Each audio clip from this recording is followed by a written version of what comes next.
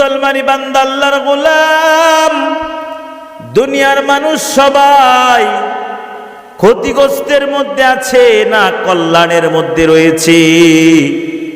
আমার আল্লাহ পাক রব্বুল আলামিন পবিত্র কোরআনে কারীমের একটি সূরা নাজিল করে জানায় দিলেন। আল্লাহ পাক রব্বুল আলামিন বলেন, ওয়ালাস, সময়ের শপথ, যুগের শপথ, আসরের শপথ, ইন্নাল ইনসানা লাফিল খুসর, নিশ্চয় মানুষ ক্ষতিগ্রস্তের মধ্যে আছে। সবাই ক্ষতিগ্রস্তের মধ্যে আছে।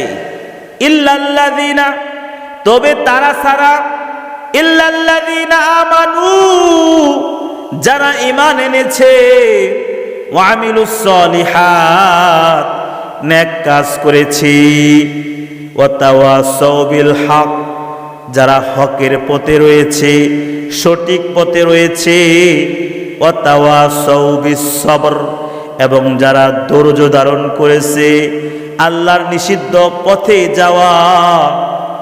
আল্লাহর পাক রব্বুল আলামিন যে পথে যাওয়াকে নিষিদ্ধ করেছেন সেই পথ থেকে বিরত থেকে সে ধৈর্য ধারণ করেছে, সবর করেছে, মন চাহি জিন্দেগি সে লালন করে নাই। সুতরাং যারা আল্লাহর উপর ঈমান এনেছে, সবর করেছে, ধৈর্য ধারণ করেছে, ওয়া তাওয়াসাউ বিল হক ওয়া তাওয়াসাউ বিস সবর,